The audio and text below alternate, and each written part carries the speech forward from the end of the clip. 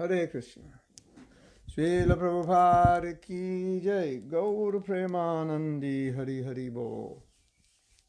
We are continuing with our topic on leaving the body. Now we're going to be talking about, today specifically, about the meeting of the Yamadutas and Ajamila. I'm going to get this picture in there. There you go. The picture of Radha and Krishna and the picture of Prabhupada. I'm going to move over. So, in today's class, we almost got there yesterday. We've been reading from Prabhupada about leaving your body, and we read many wonderful things.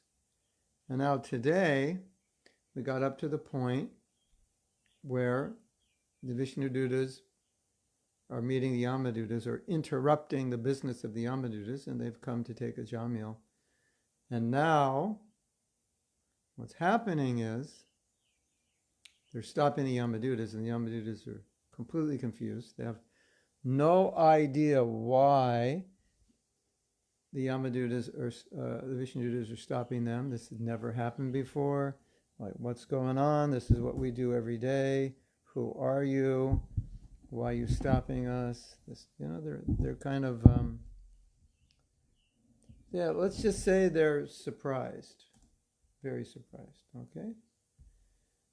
So, I have to bring that up, and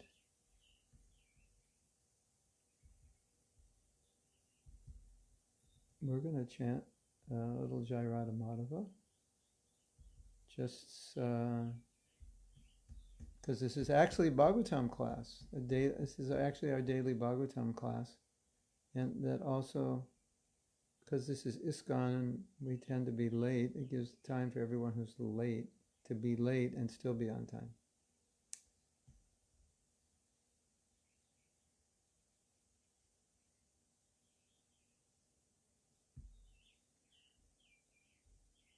So I'm just going to find that location. Yes. So, for those of you who are translating, this is on page 29. It's the top of the page, and it's Visnudutas speak to the Yamadutas. Now, I uncovered something yesterday. I uncovered a keyboard. I dusted it off. And I was thinking, wow, I don't have a harmonium that works that well. I have a keyboard. The question is, where to put it? Wow! Maybe I can put it here. Okay. You want to wait a minute? Let me set it up? That would be nice, right? Is that worth it? Marco said yes. I know he said yes. Okay, wait a minute. Let me see if this works.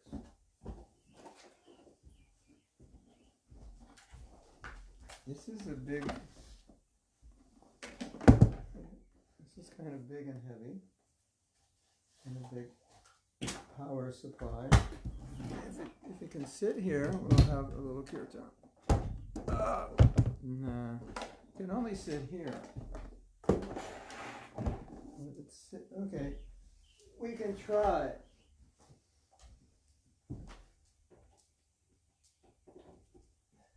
Not sure how this is going to work, but should we experiment?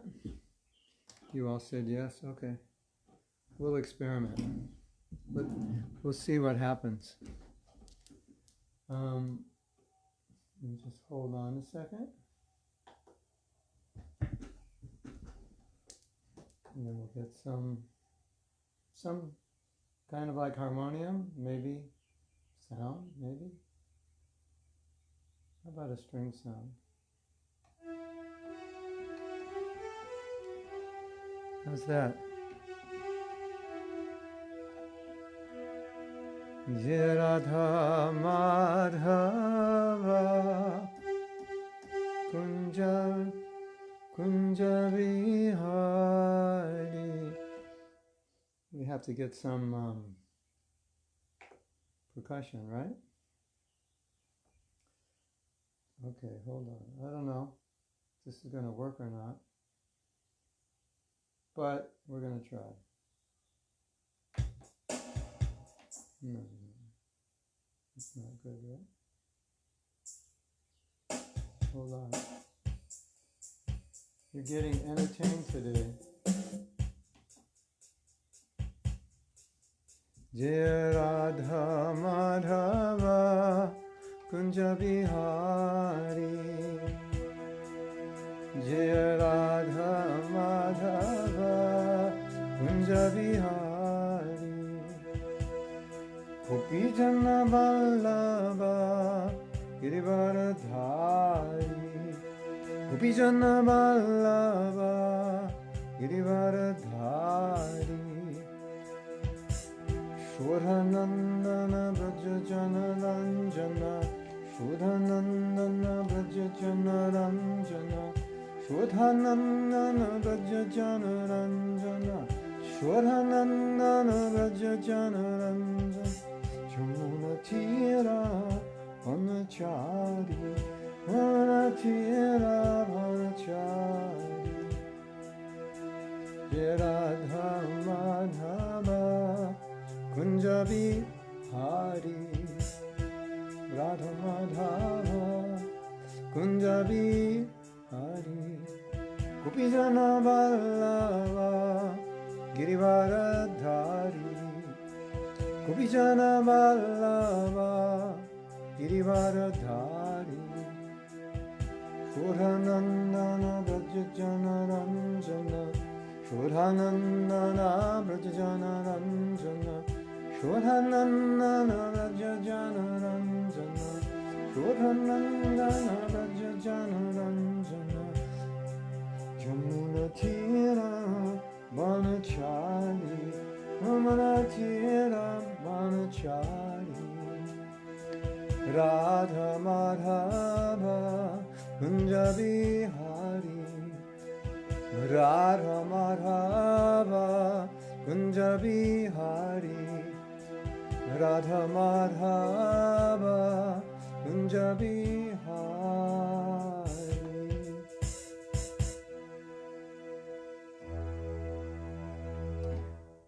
Hare Krishna. Now remember yesterday?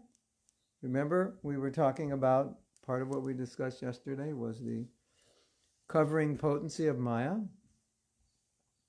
And Prabhupada said,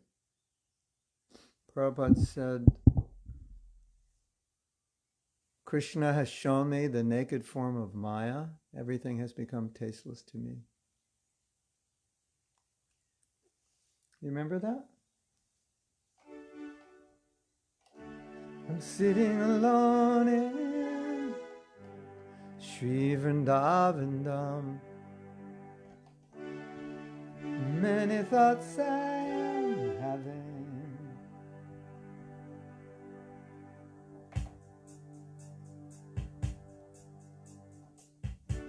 I have my wife, sons, daughters, and everything, but they're all a fruitless glory. And Krishna has shown me the naked form of Maya.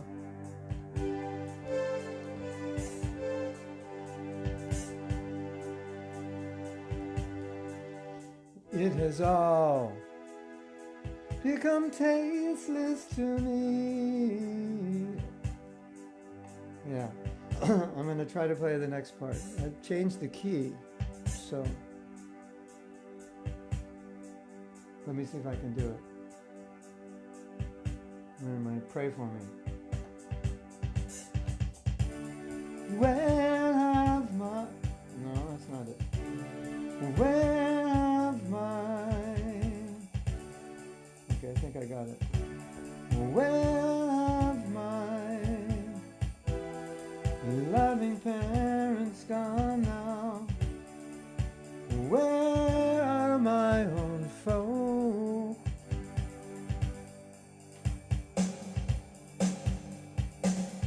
Who will give me news of them? Wait. Who will give me news of them all? tell me who now?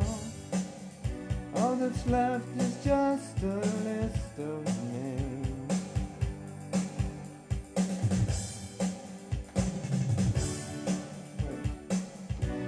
All that's left is just a list of names. Interesting, huh? All that's left is just a list of names. Such interesting lyrics, isn't it? All that's left is just, where have my loving parents gone? Where are my own folk? Who will give me news of them? Well, tell me who now? All that's left is just a list of names. Hare Krishna. It's kind of heavy, isn't it? What do you think? I think it's kind of heavy. Okay. You want a concert, right? We're actually going to do a concert. I have some pills here. They're going to cure all my voice problems. Somehow, this weather and my voice, they don't work together. My magic pills from Taiwan. One of these days, I'm going to do a concert online because you're all sitting home. And rather than having to watch YouTube and listen to something, we're going to do a concert.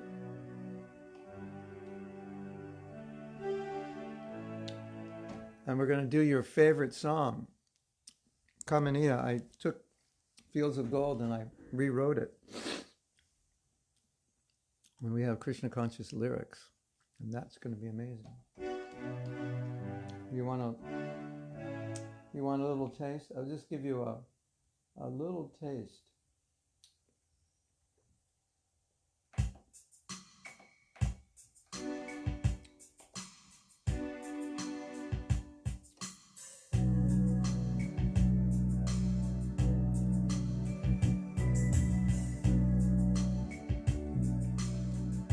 You know? Krishna Karshani can sing it better than I can. You remember Sham when the far wind moves among the fields of Raja. You'll forget your world and your jealous foes as you walk in sands of gold. That's all you get for today. So now you'll be hankering to hear the concert. Yeah, we'll do the concert. With Krishna conscious lyrics. That'll be one song. Anyway, it's a bad time for me to sing. My voice doesn't work. Okay, so welcome everyone.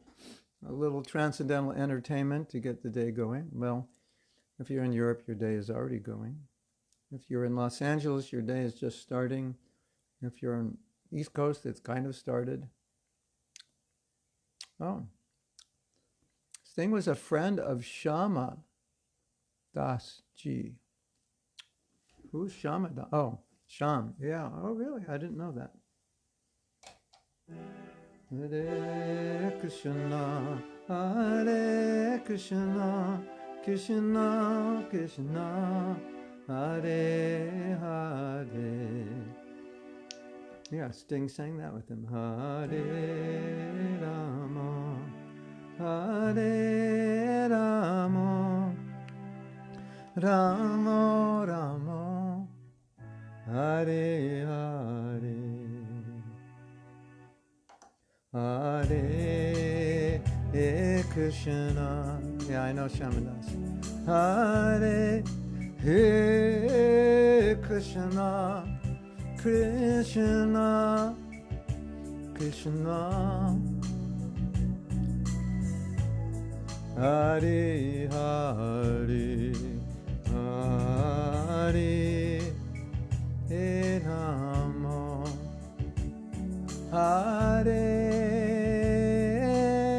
Rama, Rama Rama,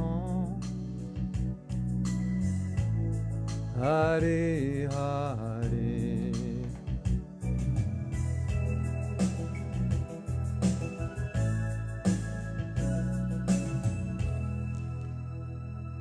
So now, everything I want to say, I can just sing, right? Wow. Hare Krishna. You know, I could just play all day, actually. I have so many things you can say, but sometimes it's better to sing them, isn't it? I was just learning to play the piano when I first became a devotee. I was taking a music class, and I played guitar at that point for about 6 years. I was in university taking music, and I never learned to play.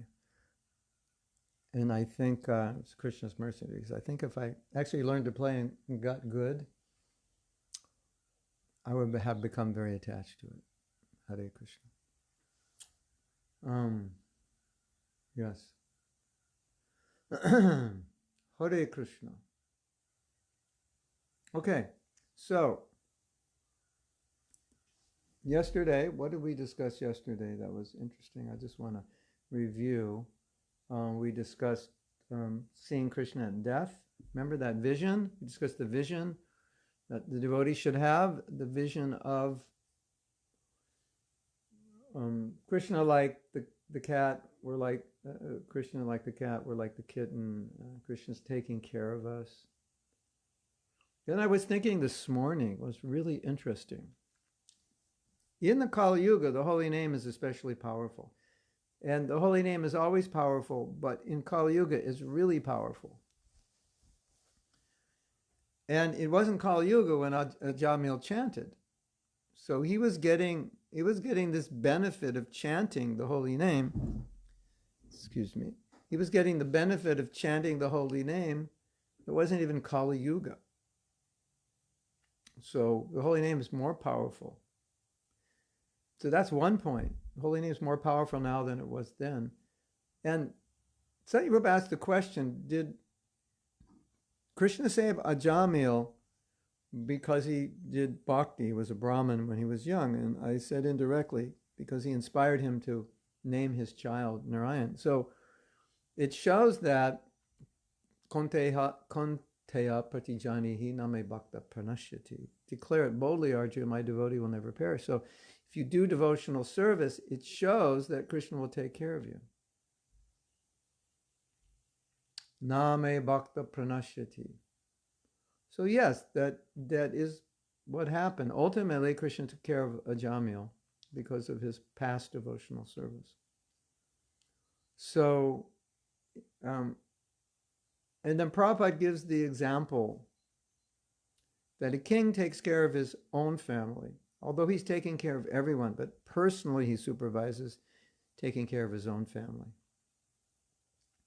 So that's what Krishna's doing. So we're Krishna's the cat and we're the kitten, we're not the mouse. And that was the vision we had yesterday of being taken care of. When Krishna comes at the time of death, he's just carrying us to our next quote-unquote gig. That's what bands use. When bands play, it's called a gig. He's taking us to our next gig, our next engagement in his service. That's the idea. And so that was the main thing we had spoken about yesterday. The other thing, a kind of interesting thing, as Prabhupada said, a businessman who had a mill factory. In a mill factory, you grind grains and it attracts rats, could likely become a rat in his next life. And Prabhupada, he was, it sounds funny, like he was joking, but he's not joking, he's serious. He could become a rat. It's definitely possible. Should I make up a song? You could become a rat? Could become a rat in your next life. Could become, and then once, I think Prabhupada was joking, he said the hippies are so dirty they'll become cockroaches. You could become a cockroach. And then what? You like sex? You could become a penguin, a pigeon.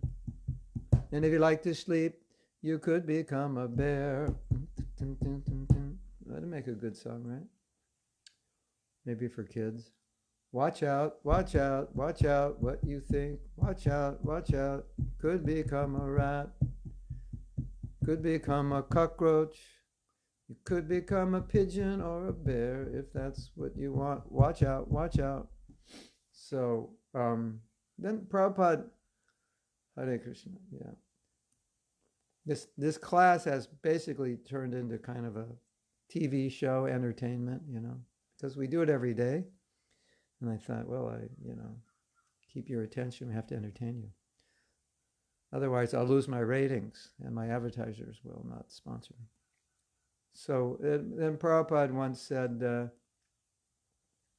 so this man, he was attached to his house and then he died. And then in his next life, he became a dog. And then he ended up as a dog outside the house. And then the people in the house used to kick him, get away. But that was his family. That was his son, his daughters, his wife. Get away, throw rocks at him.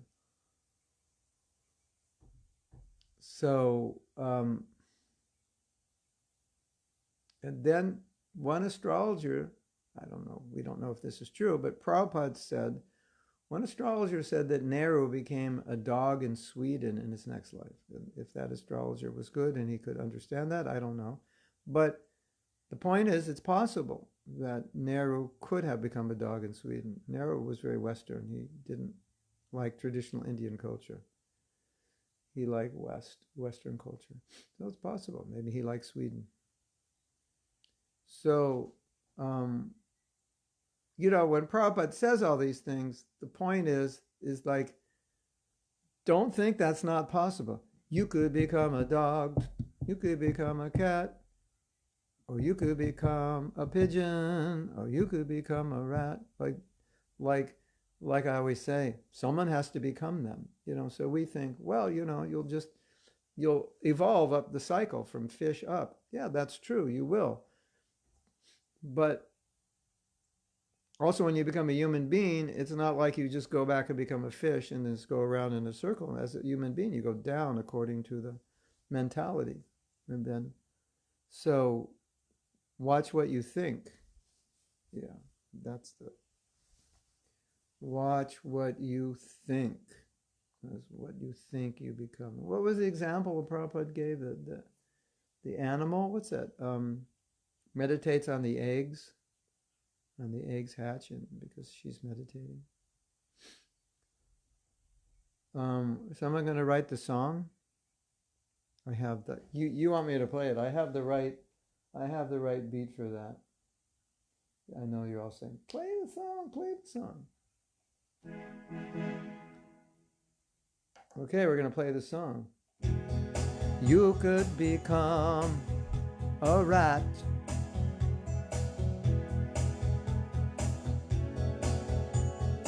You could become a cat.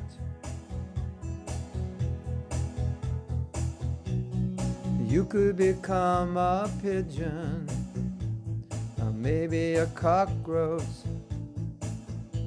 But you're gonna become something soon.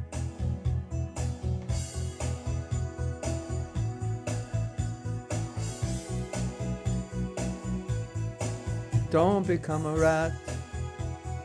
Don't become a rat, or a cat, or a dog, or a cockroach. That sounds like a song for a children's show, isn't it? You could become a rat. The interesting thing,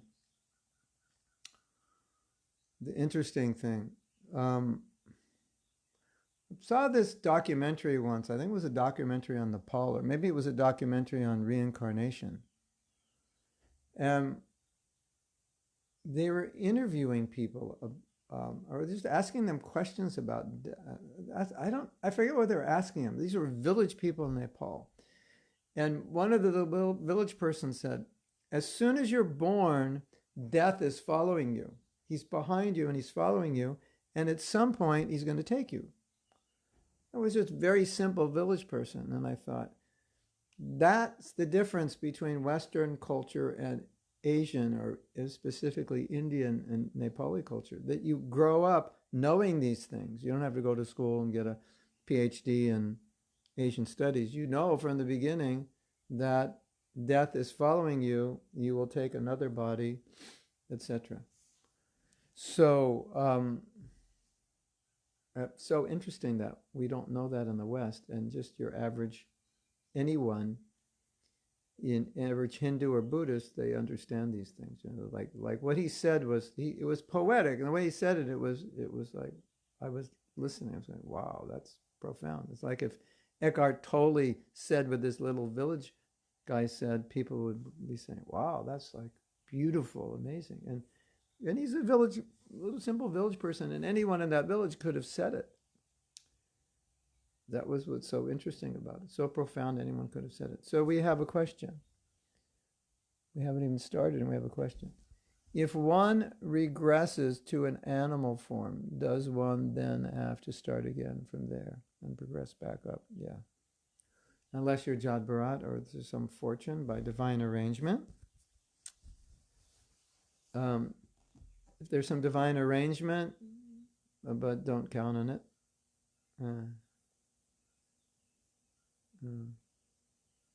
Yeah. Yeah, we have to go through the various species. Unless, what Prabhupada said, Prabhupada said, if you're a devotee and you don't follow, he didn't actually say exactly. If you're a devotee and you don't follow the principles, then to save you, Krishna will let you take birth as a dog or a pig or like that in Vrindavan. And so as a dog or a pig or whatever you do, it's not considered sinful because you're just acting according to your nature. Animals don't really have the choice to be sinful or not. They are what they are. But humans have the choice. So we create that karma. So he said, well, you won't create any bad karma, and then you'll roll in the dust of Vrindavan and Braj, and then you'll go back to Godhead. And there are a lot of so-called sadhus who go to Radha Kunda, and they have like a whole harem of girlfriends in the name of, well, Krishna. You have to have girlfriends to be Krishna conscious because you have to follow in the footsteps of Krishna, and he had lots of gopis. So that's the way you do it. It's kind of a Raganuga Bhakti, right? You need. So Prabhupada said that's like the monkeys. The monkey is, he's naked. He's like a sadhu, is very renounced, just lives under a tree.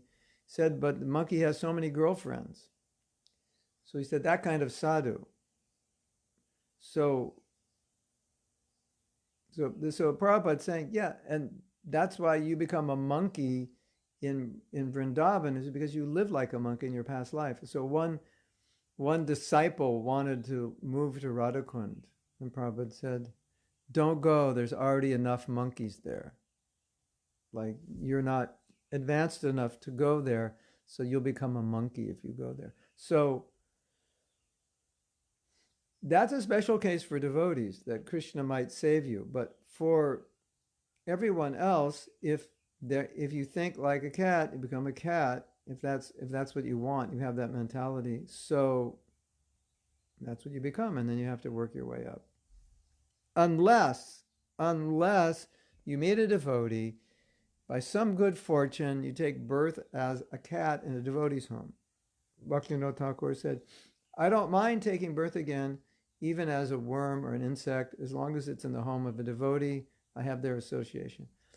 So once the devotees were walking, and there were some ducks. I don't know if they were feeding them or talking or telling Prabhupada, sometimes we come and feed them. What will be the result of them getting prasadam? Prabhupada said, if they get prasadam, they'll take a human birth in their next life. So if you're ever in a situation like at the beach and there's seagulls, or some place where there's lots of ducks or stray dogs, feed them prasadam. I always regret that I don't have prasadam with me. Feed them prasadam, and then as you give them the prasadam, you can say, bye-bye, animal life. Your next life, you will be a human. Bye-bye. What's that song? Bye-bye something. Bye-bye, animal life. In your next life, you'll be a human. Yeah, that's the next song, right?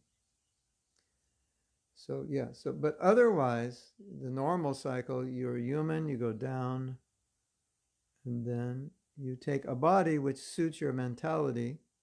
Have you ever seen, sometimes they make these documentaries and they show people walking their dogs and they have the same face as their dog. It's really interesting. I mean, like identical face as their dog. I don't know if it's an accident or they became like their dog or they started thinking like their dog and took the face of their dog. It's so interesting, like how much they resemble their dog. So so you take the body according to the mentality, because if you have the mentality of a demigod and you have a dog body, it doesn't work. And if you have the mentality of a dog and you become a demigod, that's also not going to work. It's like putting a 16-year-old to drive a truck the first day he drives a car. No, he can hardly, ride a motorcycle. And so you think he's going to drive a big truck. It's not going to work. So the body has to suit the mentality. So Krishna gives you a body suited to the mentality, because you can't have a body and the mind doesn't suit it.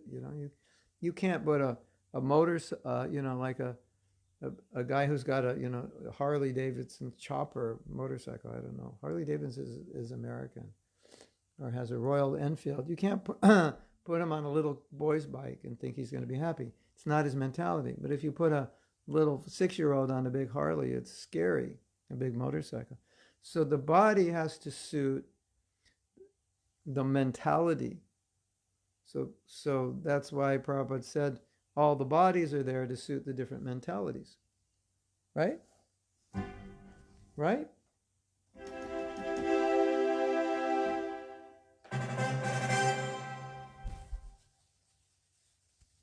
Yes. I was right. Was I right? You were right. Oh, Miss American Pie, that's the song. Bye, bye, bye. We say bye, bye, material body. Bye, bye, material body. So isn't that interesting? Like, it's kind of like shopping for a car. It's like, what kind of car do you want? Say, well, you feel sporty. You feel like you want a big car, protected, strong. Like what kind of car resembles you? What are you? And what's your color? Well, I think I want a red sports car because I'm fast and passionate, and and I dress nicely, and it's my profile, Or I'm more conservative, Or I want a big, I'm rough and tough. I want a big, truck. Or, I'm a soccer mom. I want a SUV, So it's something like that. You're buying a car and it's kind of like the color and the style and the size. It's kind of suiting your mentality, isn't it? You buy clothes that kind of represent who you are, isn't it?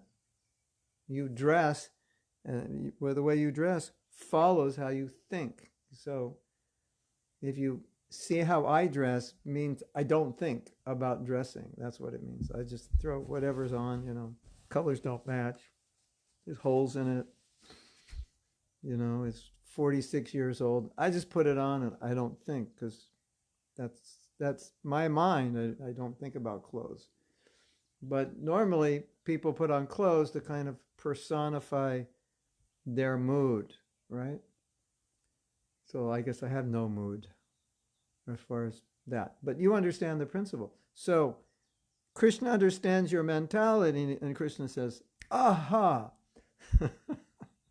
Krishna says, I have just the perfect body for you. You love to do this? We have the perfect body. In this body, you can sleep for 6 months a year. It's the perfect, you love to sleep. You're sleeping 12 hours a day. You want to sleep more. I know after 12 hours, you don't even want to get up. I've got just what you want. It's called a bear body. Isn't that funny? It's exactly what's going on. Isn't that interesting? So Krishna knows what you're thinking. And then Krishna says, I've got the perfect body for you. Dun, dun, dun, dun. Let's see what else happens. Here comes the perfect body. Everyone, give a big hand. Here's your bare body. This is the perfect body for you. This is exactly what you want to do. Here comes the cockroach body. It's exactly what you want. You can be dirty. You never take a bath. You can hang out in the bathroom and toilets. It's amazing. And Krishna knows exactly the body you want. And he gives you that body. Be careful. Be careful what you want. And then, I always think it seems if you're going to take a human birth in your next life and you're a man, unless you're spiritually advanced, it seems pretty likely that you're going to take birth as a woman. If you're a woman, it seems pretty likely you'll take birth as a man.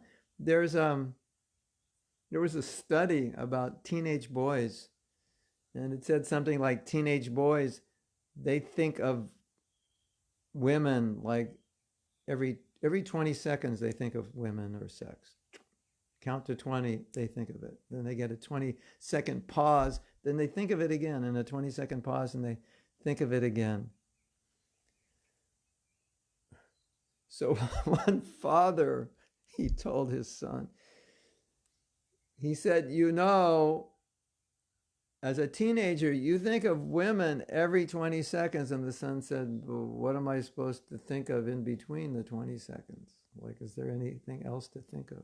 So it's the center of the object, it's the center of sense gratification, the opposite sex. So naturally you could understand, because our attachments for the opposite sex are so strong, that if you're always absorbed thinking of that body, well, why wouldn't you just become that body? So it seems likely, or common, I can't say 100%, seems likely if you take birth as a human, you would probably take birth as the opposite sex if every time you see the opposite sex, you think, oh, that's so beautiful. That's so beautiful. You can get a body like that. You can be beautiful also. So, should we start reading? Well, we have some comments. I think Sindhu Lali had a comment. I have to go back. Important question for me. If somebody try prasadam next life, will it be in a human? 100%. Yeah, 100%. Yeah. Sindhu Lali, she likes to, I don't know what you call it. You take a big breath and you go underwater for like 3 minutes. And I always tell her, Sindhu Lali, be careful. Actually, Sindhu Lali is not her real name. Sindhu means ocean and Lali means girl. And so she said she likes the ocean, and I told her, I said, she's Russian. I said, if you were raised in California, you'd be a surfer. So Sindhu Lali was my surfer girl. And in fact, yeah, she does this diving. So I always tell her, be careful, because think of the ocean, where are you going to take birth? Be careful what you think. Be careful what you become attached to. And then when I was young devotee, I was very attached to surfing, and I used to think, I don't know if I was serious or not, and I used to think, I want to be Krishna's surfboard in the spiritual world. So sometimes we foolishly think, but does Krishna have some fish? Like, could I be a fish in the spiritual world? Does he have some fish friends? Well, the point of Krishna consciousness is to want what Krishna wants, not want anything that we want. So, that you always have to remember. But it's true. I mean, Prabhupada said, you feed the animals prasadam, they become humans. So that's like a nice service. So Kirti says, if some human being keeps eating prasadam but commits sinful activities and leads life like an animal, still because of prasadam he will get human form. Yeah, it seems like it. That, prasadam, anything transcendental, you see Jagannath, all these things. We have a story, I think it was Krishna Karshini. This story is totally for entertainment value. I can't validate that it's true, but it has high transcendental entertainment value. Maybe Krishna Karshini, maybe you told me this, and maybe you can tell it better. So I was told a devotee was regressing people into their past life to find out how they became devotees. And this one devotee was regressed. I don't know if it was his last life or what. In his past life, he was something like a fly at the temple, and he flew into the Charnamrita and drowned. Now, I don't know if that devotee had taken a lot of LSD and his past life regression got mixed up with LSD, or he spent his early years in a mental institution. But I would say this, according to what Prabhupada said, is if they take prasadam, they become human. So if a fly happens to fall into the Charnamrita, then it makes sense, right? Or, how did you become a devotee? Oh, I was a fly at Rath Yatra, San Francisco Rath Yatra in 1968. I was a fly. I threw in front of Lord Jagannath. And then, I died the next day, and in 20 years later, I became a devotee, in San Francisco. Who knows? Like, the mercy of Krishna is very great. So that's the idea. Because you read in Shastra, if you see Tulsi, if you take Charnamrita, you see the deity, you say the holy name, all these things, all these sins go away. So now, Kirti, there is another answer possibly, but now we're getting into the realm of, there's not like tons of Shastra to give an exact answer. But one of the things that sometimes it's said in Shastra is that you could become liberated if you take Charnamrita, you see Jagannath like that. And so Prabhupada explains, well, it doesn't happen like everyone who sees Jagannath, merges in Brahman in their next life or something like that. He said, but it could happen. It's got the potential. The power is there.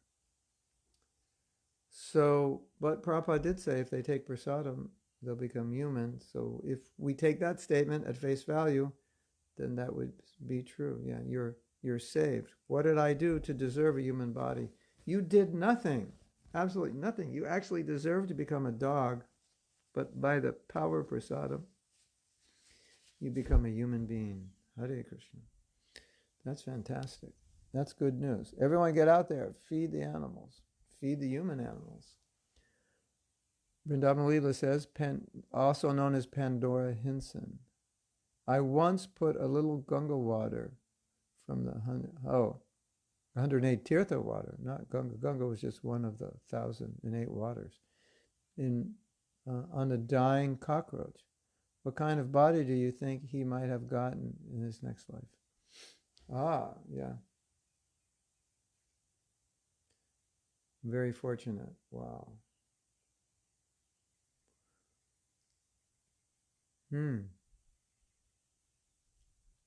Yeah. Maybe the same destiny as that fly in the Charnamrita. He's now doing devotional service in some temple.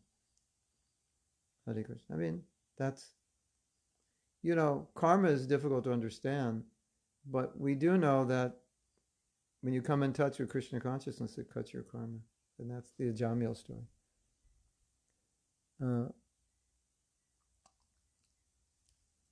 Krishna Karshan, he says, I believe most humans would not want to take an animal body. That's true, but they don't know that they would because they live like animals. So the basic idea is, it's like Prabhupada said, many times when he would speak to Christians, he said, so if you want to eat meat, then become a tiger, because then your body is suited for that, but your human body is not suited for it. So, consciously they may say, I wouldn't want to be a tiger. But Prabhupada's point is, but you have tiger-like desires, so you would be happier as a tiger. I mean, once you're in a tiger, you forget that you're a human. And you're like, oh, this body feels good. I can eat meat. No problem, no guilt.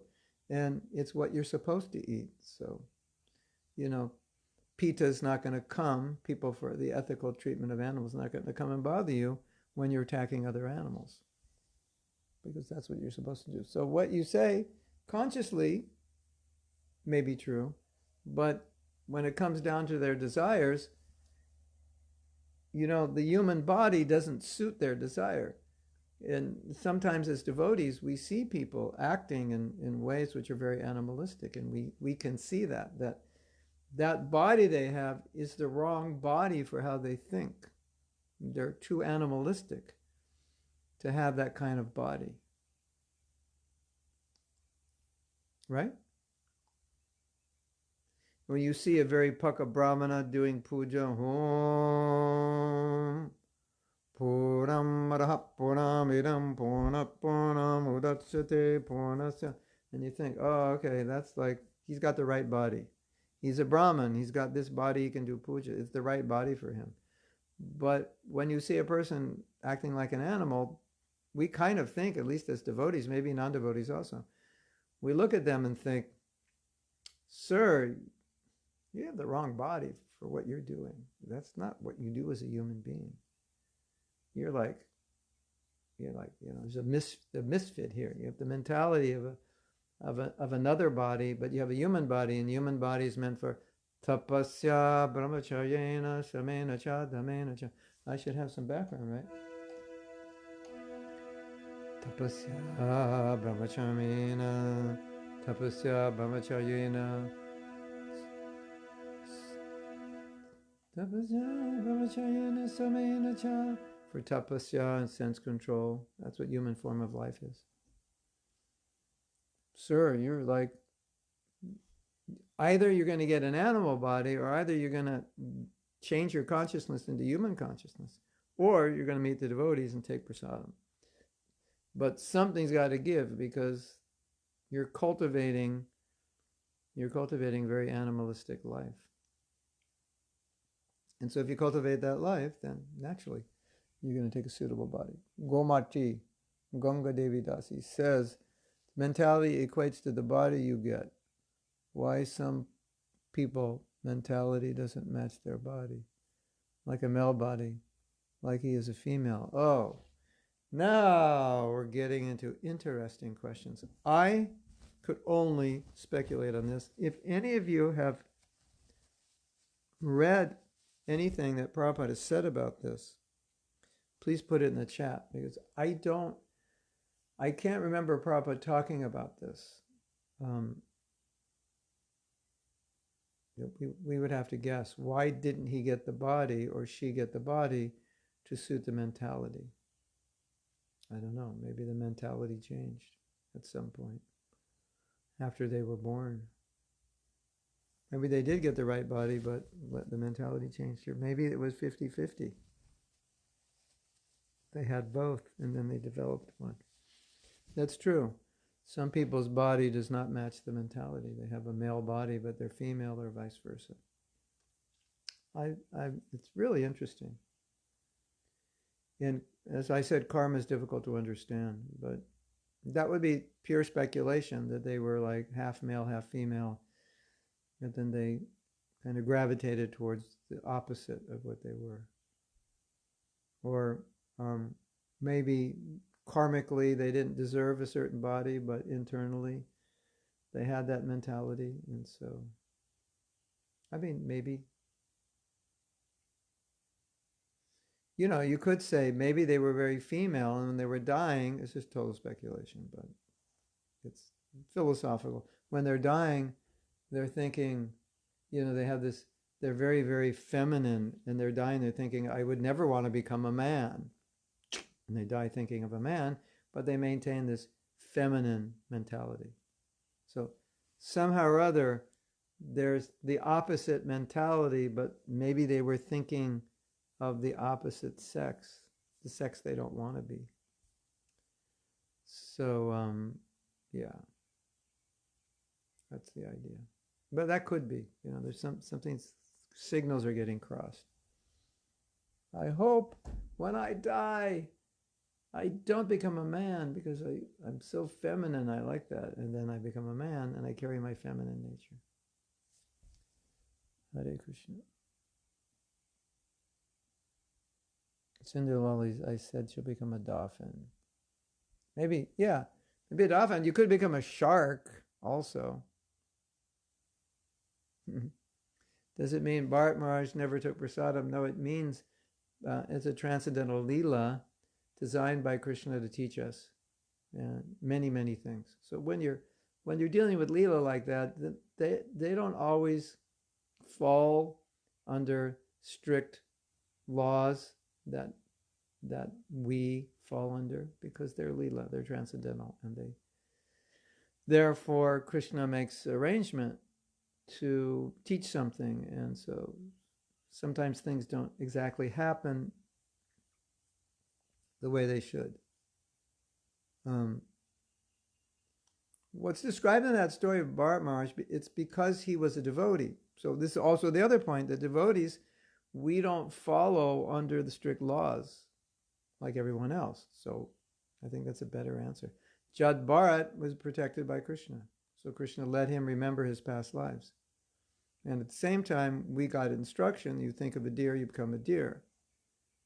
But out of Krishna's mercy, because Bharat Maharaj was so advanced, Krishna let him remember.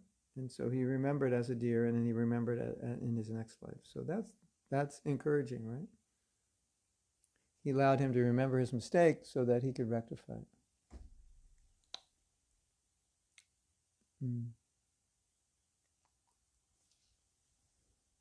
Kasturi is back in action. Kasturi, you missed all the fun.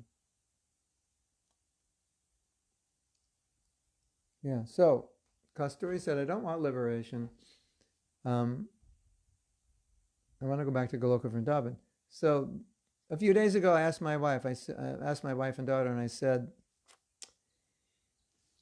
what if, like, Vishnu came to you one day and said, you want to go back to Vaikuntha? I'll take you right now. You want to go? Or whenever you want to go, I'll take you. Would you go? And my wife said, I'll hold out. I'll hold out for Vrindavan. Yeah. So it's an interesting question. Would you go? And I agree with my wife. Yeah, I'll hold out. And what I find is so interesting about that is, you might say, come on, get out of the material world. What an opportunity. Maybe, who knows, it'll be 1,000 lifetimes. But the way Prabhupada has trained us, it's so interesting that I think all of us, or most of us in our right mind, would say, no, I'm a devotee of Krishna. That's where I want to go. And when I think of that, I think that's amazing how Prabhupada has cultivated that seed in our heart, that we would just reject going to Vaikuntha and said, no, I want to engage with Krishna.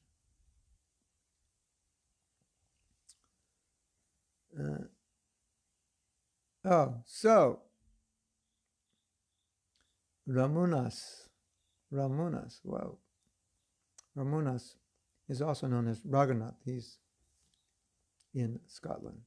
So he said, this was Jaidev Prabhu in the UK, who regressed that person to a past life when she was a dragonfly and took prasadam at the temple. She became a human in her next life, not a devotee, but had contact with devotee. Oh my Govinda. Hare Krishna. Well, there it is. Straight, we have the saying, straight from the horse's mouth. But you can't say that. That would be offensive. There we have it, straight from the Prabhu's mouth.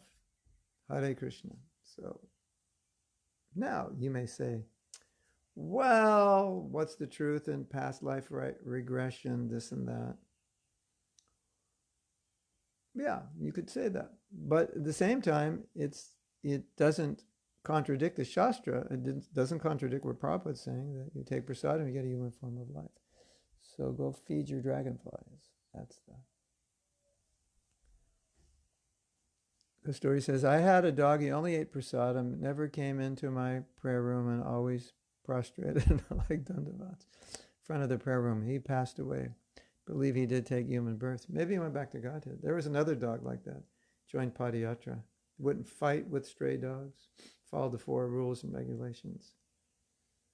Paid obeisances, yeah. But that's also there. In rare cases, it could be that somehow or other, like I know devotees, and I can't say that this means that such a devotee would take birth in the family of devotees, but based on what Prabhupada said about taking birth in Vrindavan, it's possible. So I know devotees, super sincere, extremely sincere. They've been devotees since they were like teenagers. And they can't follow all the 4 principles. And they'll cry about it. They'll feel guilty, ashamed about it. They'll try. At some point, they don't even try. They can't do it. possible they could take birth as a dog in a family of devotees. I mean, anything's possible, right? And then maybe in that life, eating prasadam their whole life, hearing kirtan their whole life, they go back to Godhead. Well, that's definitely what happens to the dogs who take birth in Vrindavan. So then you might think, okay, well, maybe it's okay to be sinful and be a devotee because my next life will be good. No, we don't try to cheat the system, but we're just discussing that these things could happen. When you see a lot of devotion or a lot of what seems to be Krishna consciousness in a dog, that could be. Or it could be that the dog's becoming purified by your association. That could also be. So Param Ananda says, also known as Piotri, says, if one eats meat and after this takes the body of a tiger, when he takes reactions for eating meat in the body of a man? No, because he's getting rid of the reactions by taking birth as a tiger.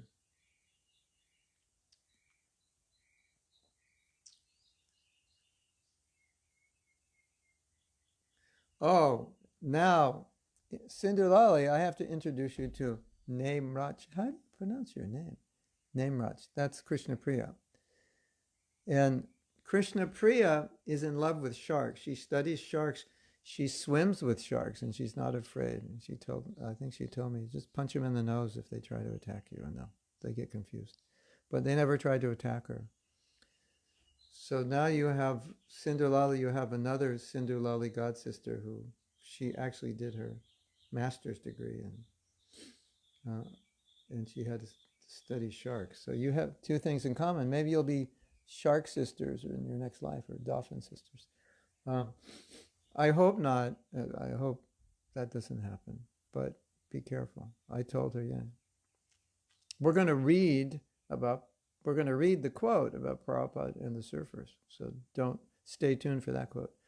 It seems to be horrible karma to have a male body and feel female and opposite. We know one devotee who's going through sex changing process. He could not live longer feeling female. Yeah, could imagine. So it's some signals got messed up. And karma, as I say, karma is difficult to understand. So we would only have to guess, and there could be other guesses why that happens, why there'd be mixed signals there.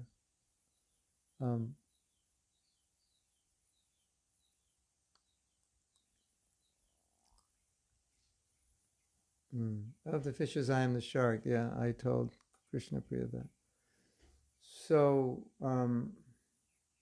yeah, maybe they had both desires to be male and female. Sometimes you get a sex change and you change back. Maybe they did that in the last life. They're confused.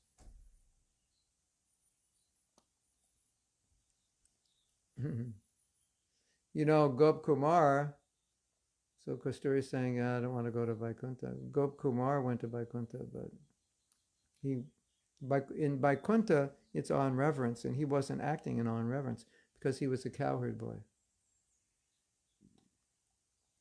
So he's like going up to Vishnu and going, hey dude, what's going down?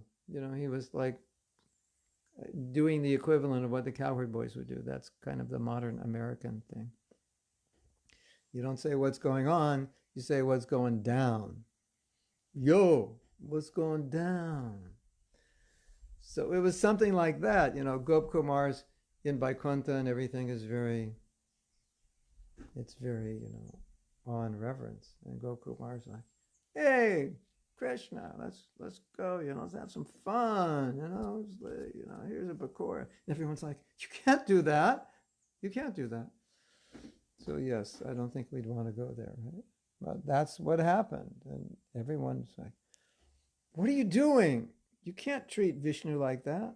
So he didn't fit in there because he was a cowherd boy. That was his rasa, his swabhav. So it didn't work. So he kept moving up. So if it's not your rasa, it won't work. And if it is your rasa, it will work. Everything I say, I feel like I want to sing a song about it. it's not your rasa. You won't be happy there. You'll need to go to Braja. That's where you'll find your heir. In Vaikuntha, only awe and reverence. But in Braj, you can play and dance all day with Krishna. Something like that. So Nadia says, from Marina in Moscow, because this class is also going on it's being translated in Russian. So one devotee's Marina in Moscow said, my grandma is 90 years old. She is almost deaf and doesn't speak Russian. She is afraid of dying. How can I help her?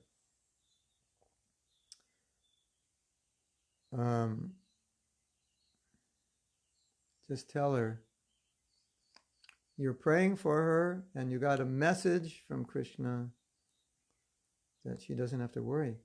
Because, Marina, you have to become Krishna conscious very quickly, because if you're Krishna conscious, she's going to become a devotee in her next life.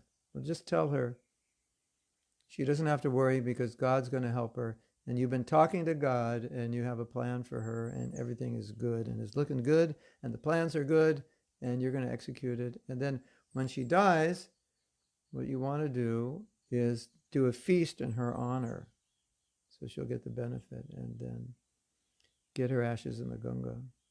Of course, now we can't travel. Yes, that's what I would tell her. Narayanadas says, Hare Krishna. Nice to see you during the lockdown. You always transcendental. I don't know about always, but maybe. Better be transcendental than, what's the opposite of transcendental? Under the modes? Yeah. Prakrite kriyamanani gunai karmani sarvasya. You know that verse? That means you're under the modes. My friend and I were musicians. We used to do Sankirtan, and we would see the modes of nature changing as the day went by, and people reacting differently. And we would sing. We'd come up with the songs like Mode Man. You're the mode man, because you could see people under the mode. So better be transcendental than the mode. Please bless us so we can achieve a speck of your transcendental transcendence. Your servant, Narayan Das and Gopi Priya. Yes, long time since I've been to Mauritius. Narayan Das is a very good actor and he's very funny.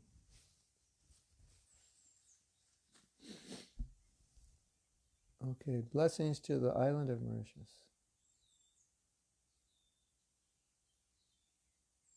You know what's interesting? I have to say this. What's interesting about blessings is that people say, give me blessings, but blessings can do anything. It's like, well, what kind of blessings do you want? Rolls Royce blessing. I want a Sadhu, give me blessing. What do you want? I want Rolls Royce blessing. Give me Rolls Royce only. So, you say blessing, like some people, they say, give me blessing. And I think, I'm not sure you want my blessings, because, if I give you blessings, it's like you're going to lose everything material, because that's kind of what happened to me in my life, and that's what I look forward to. And so if I give you blessing, then it might be like your whole material life is destroyed. You're like, how did that happen? So Mahatma Prabhu gave me blessing, everything finished. So I had to be careful when you say, give me your blessings. It's like, wait, what do you want? A Rolls Royce or total renunciation? My blessings could be dangerous. Sometimes I don't bless people. I think, if I bless you, your material life could not go so well. Hare Krishna. But we want that blessing. Kirti says, my first Facebook Live video, I used to feel it as live and just like another YouTube video, but you answer everyone's questions. Yeah, the interaction is much better. I just feel like it's a live class. Yeah, maybe better than live, because live classes, there's not that much interaction. Yeah. You hear the birds? It's because we have so many trees here. Yeah, we have lots of birds. You can hear them. That's nice. I also have birds on my keyboard.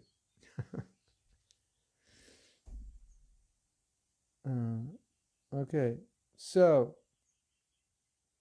it's time to read. It's only been an hour and 5 minutes, and now we can read. That was a long introduction.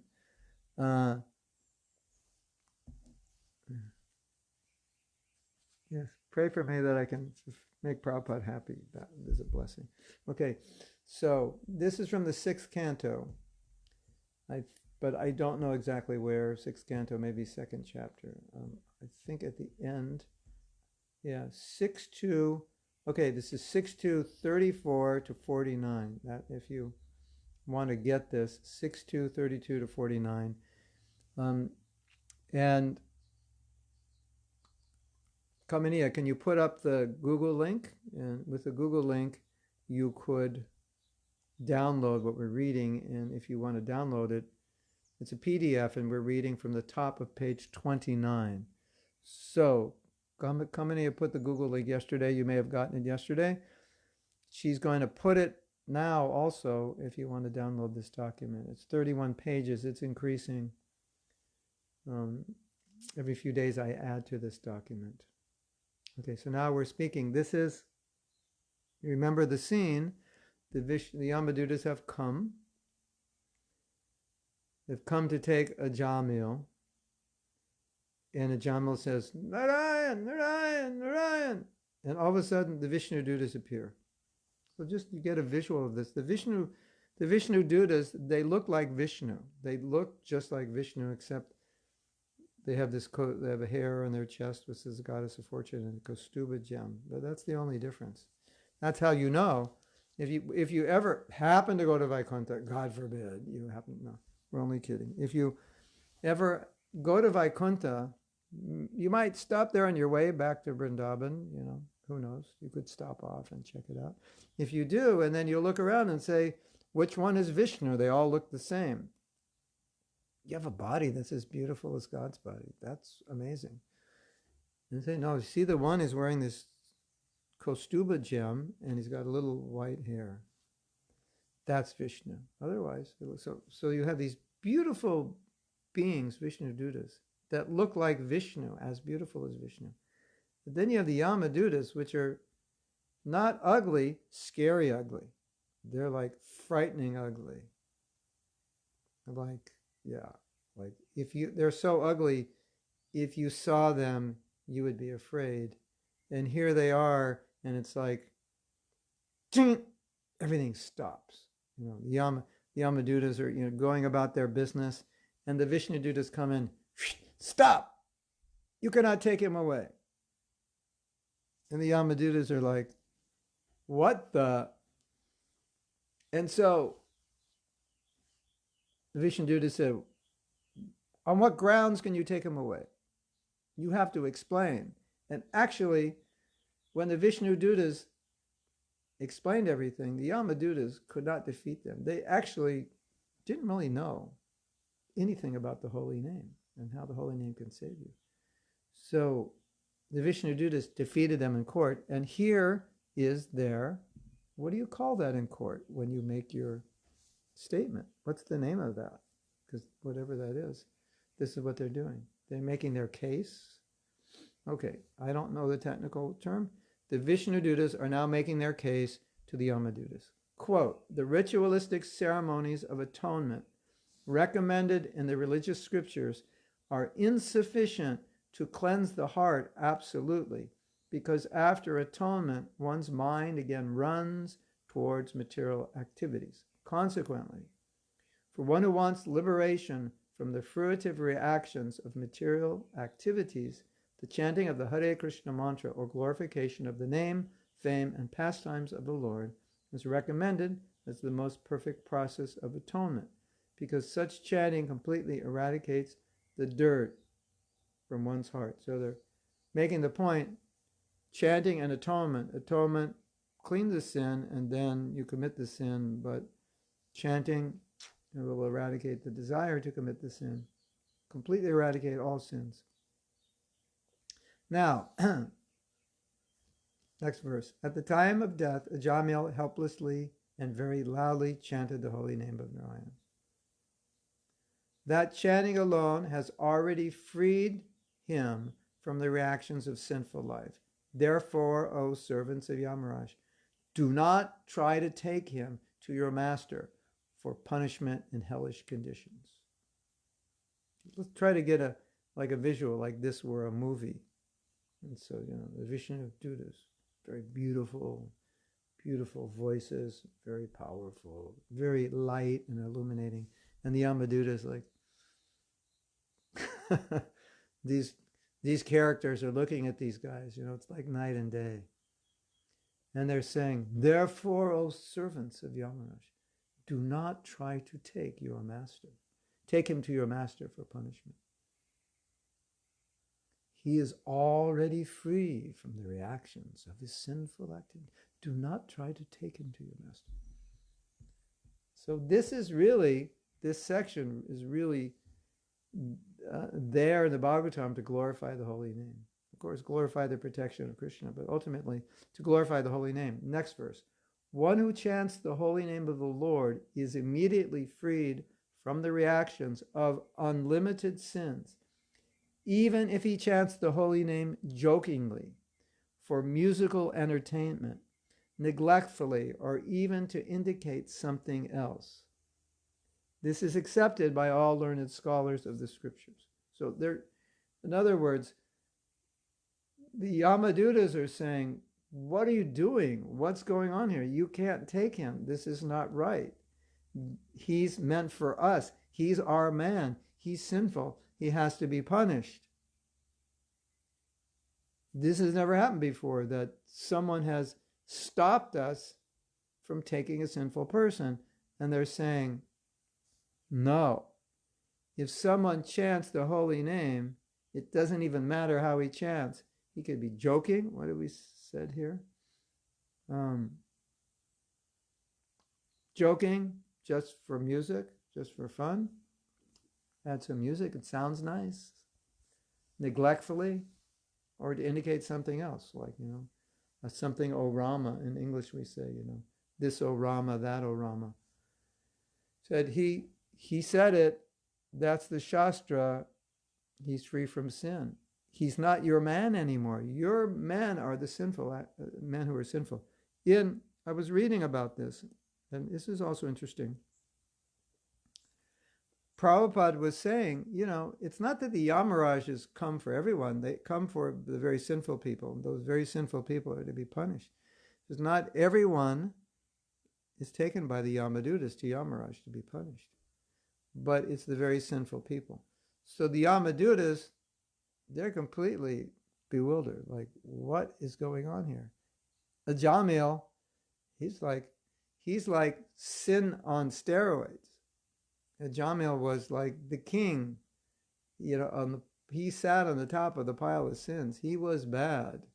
And how can you tell us not to take this person? And the Yamadutas are thinking, by chanting, jokingly, or just singing a song, or that's it? It's like, I can't believe that. That's like crazy. It doesn't make any sense.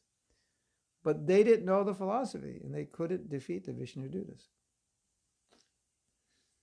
Next verse. If a person somehow or other chants the holy name of Hari while dying, let me read that again. If a person somehow or other chants the holy name of Hari while dying because of an accident, such as falling from the top of a house, slipping and suffering broken bones while traveling on the road, being bitten by a snake, being afflicted with pain and high fever, or being injured by a weapon, he is immediately absolved from having to enter hellish life, even if he was sinful throughout his life. Hare Krishna. Well, Marina, tell your grandmother to say Krishna. Well, she doesn't hear. Well, write down on a piece of paper. Say, please say Krishna. Free from all sins. Hare Krishna. Wow, that's an amazing verse, right? I'll get to your comments and questions in a moment. Let's just see if we can get through this. I won't comment on this so much. Learned scholars and sages have carefully ascertained that one should atone for the heaviest sins by undergoing a heavy process of atonement, and one should atone for lighter sins by undergoing lighter atonement.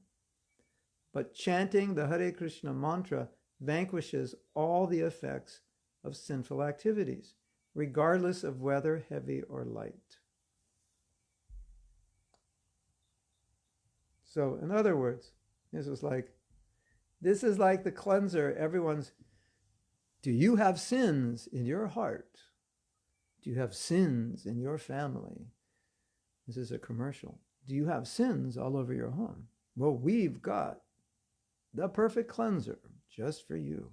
It is called the Holy Name. With one swipe of the Holy Name, all your sins will be clean. Do you have hard to clean sins? Do you have stubborn sins? Have they been stuck for eons? Well, with a Maha Mantra, one swipe, one chanting of the Maha Mantra gets rid of even those deeply discolored stains in your heart, the ones that are crusted on that can't come off. One swipe of the Holy Name and you're clean. That's what it's saying. I mean, we're taking it into a modern context, but it's like the ultimate cleanser, right? This is the ultimate cleanser. And the Yamadutas are like, what are you talking about? We've never heard this before. This man's sinful, and you're the Yamadutas. Okay, if we want to get comic, so we're going to make the Yamadutas like they're like New York gang members. Hey, you're telling me that chant Hare Krishna, you can, just be free? What's going on here? Something like that. You can imagine, like they're like, the mafia. You're telling me you just chant Hare Krishna? What are you talking about, huh? And so Yamadutas are like completely bewildered. Like, what is going on here? And the Visnudutas are just explaining the Shastra. They're explaining the Shastra. This is just how it is. So then they go on. Although one may neutralize the reactions of sinful life through austerity, charity, vows, and other such methods, these pious activities cannot uproot the material desires in one's heart. However, one who serves the lotus feet of the personality of Godhead is immediately freed from all such contaminations.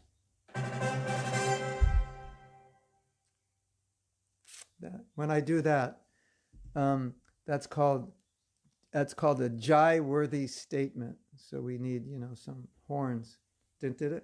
There is a devotee, and you would say something, and if it was profound, he would say, Prabhu. That's jai-worthy. That's worthy of a jai.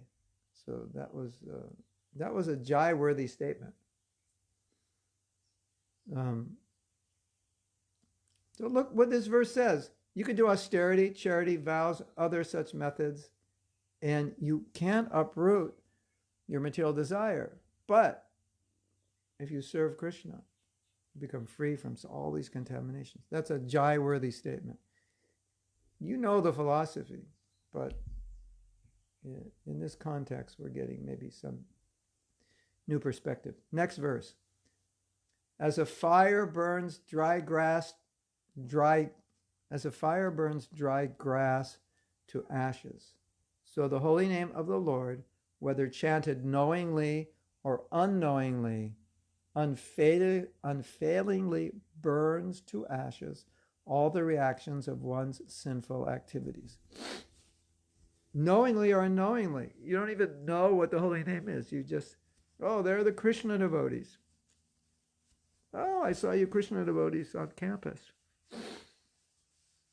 Oh, is the Parker, is it called Krishna House? In Gainesville, where you stay? Is it called? Where do you stay? I stay at the Krishna House. Oh, the Krishna House. They say Krishna. Everybody drives by. Krishna House. I was thinking, when I was in Mauritius years ago, they had a paint company called, I don't know, Narayan knows, Movilak or something. And they would they'd say, can I paint your fence, like your old ugly fence? Can I paint it? And we just, say painted by Movilak. So you get a nice fence painted, the old dirty falling apart fence, you'll get it painted, but you just have to allow us to advertise. So I would see, they'd have painted around, and I was thinking we should do the same thing with a Maha Mantra everywhere you go. Chant Hare Krishna or else. No, we wouldn't say chant Hare Krishna or else. Chant Hare Krishna or else you'll become a dog in your next life. No, we wouldn't say that, but just like everywhere you go, you saw cover the world with Movilak paint or something. They have these paint ads. Cover the world with Sherwin-Williams paint. So everywhere people see Krishna, Krishna, that would be amazing.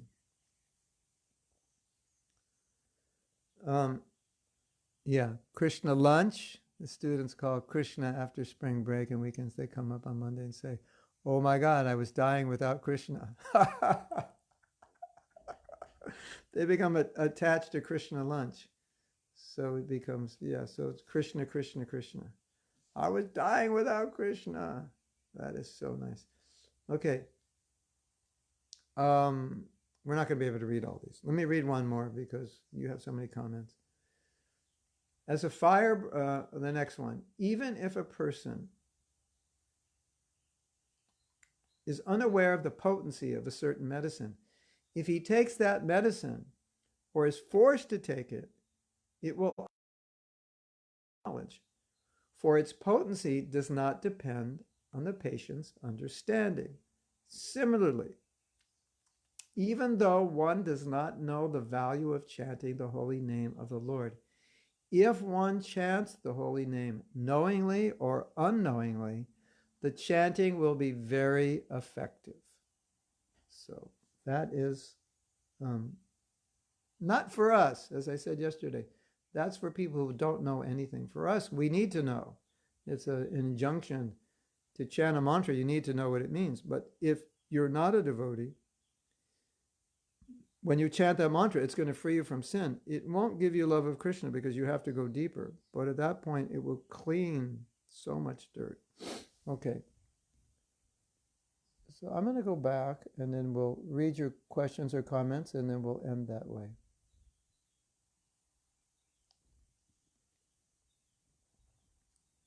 I have to see where we left off.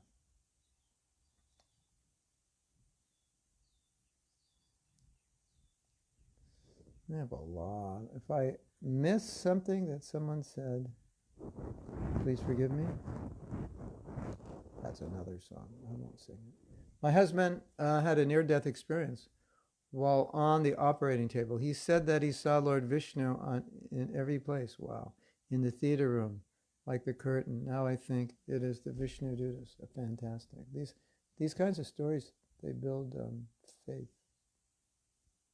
I'm trying to hit the see more button.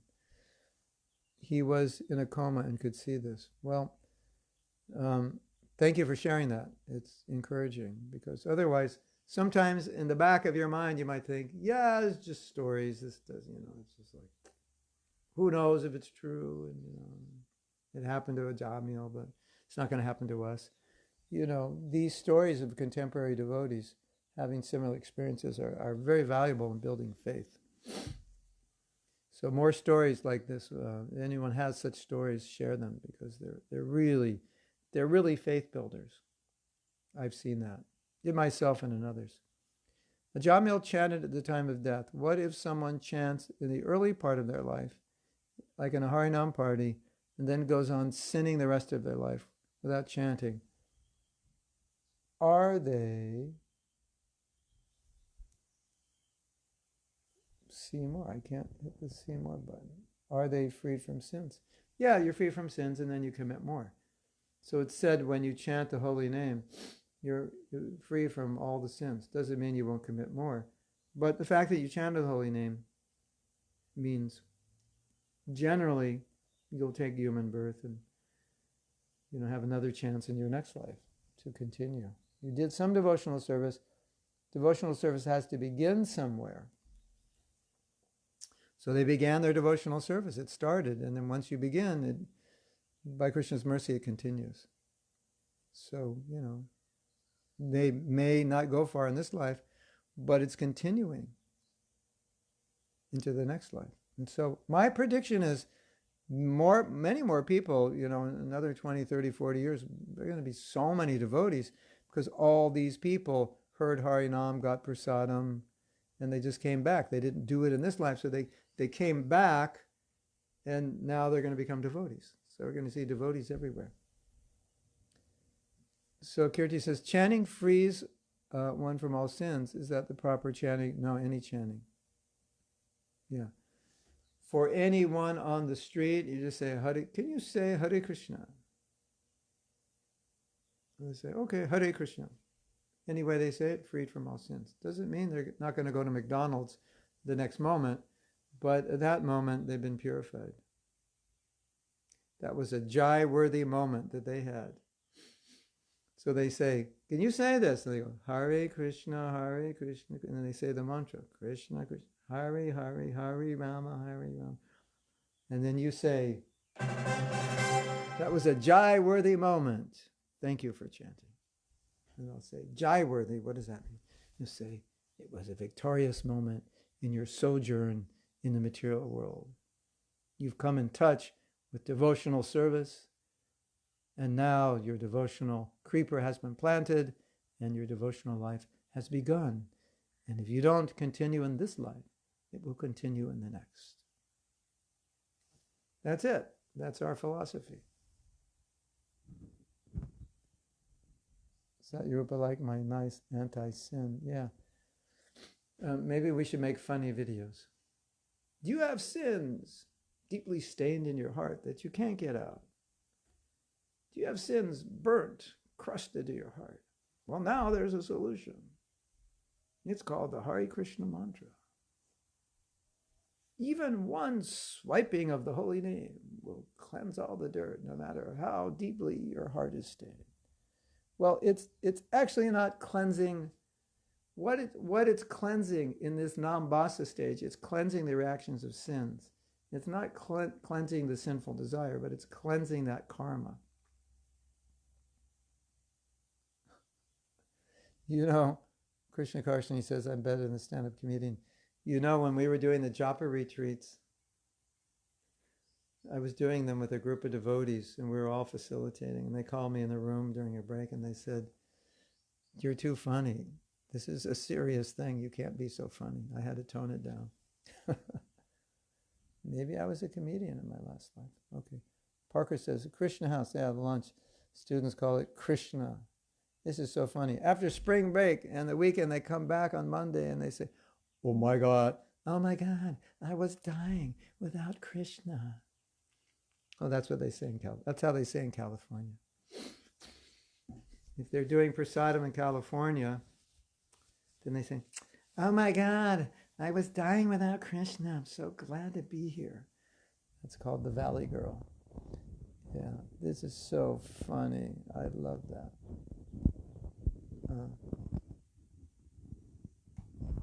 So, Kostori, that story, yeah, we're writing a book on leaving your body, so that story is important. And Kate, can you give her Kate's address? She can write Kate. Just write out the story and send it to Kate. Marco says, burn the sinful reactions, it's good, but one should chanting the Maha Mantra to develop prema for Krishna. Exactly. Is it? Yeah, it is. Another question, is it possible for the inhabitants of Vaikuntha to develop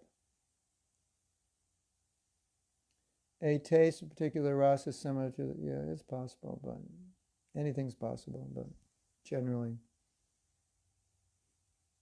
anything's possible by the mercy of Mahaprabhu. If he gives their mercy, yeah. I'm leaving Vaikuntha. Where are you going? Well, we're going to miss you. I'm joining Mahaprabhu's Sankirtan mission to get prema. Yeah. It could happen. I have to study this more because off the top of my head, my answer is no, it won't happen. But there's part of me that's saying that Mahaprabhu's mercy interferes with everything. But, on day one, I was told, whatever your rasa is, wherever you are, you're happy. You're not, And so the idea of, could it increase? Yeah, it could, because it's dynamic, but you'll be satisfied. Imagine how many people chanting on the Baltic festivals in Woodstock. Yeah. So, Poland, in 40, 50 years, Poland's going to have more devotees than any country in the world, because more people there heard the holy name than anywhere. You're going to have temples all over Poland. There's people that may knock on your door. I want to become a devotee. Why? I don't know why. I just want to. Rama also means frame in Spanish. Okay, so everyone's saying Rama.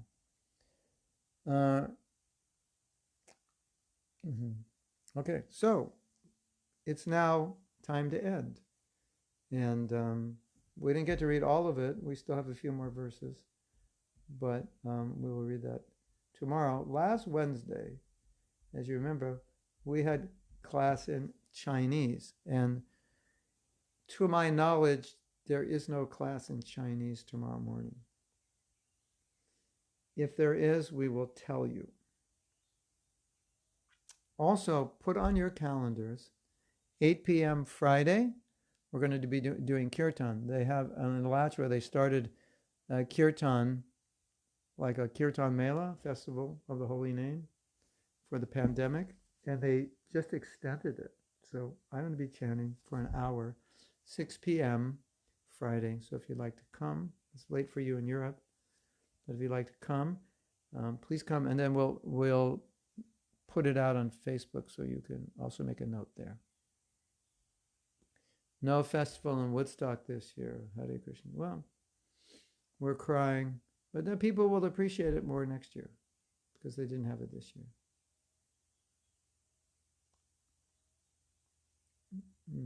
Can you commit, last question, can you commit sin on the strength of chanting the holy name, and will they be excused? No, you have to ask. You have to beg with remorse in your heart to be free from that sin. That's the idea. That's the worst sin. But let's say you meet someone and say, if you chant Hare Krishna, I'll become free from all sin. And then, you're just addicted to alcohol, and then you get drunk and you think, the next morning I should chant Hare Krishna because I'm so sinful. That's different because you don't know the offense. You don't know you're committing it. But once you become aware that this is an offense, then if you commit the offense, you have to ask to be excused. Bhaktivinoda Thakur in Harinam Chintamani says like that. We should be remorseful for the offenses we made to the holy name, and we should pray to the holy name to become free from those offenses. So,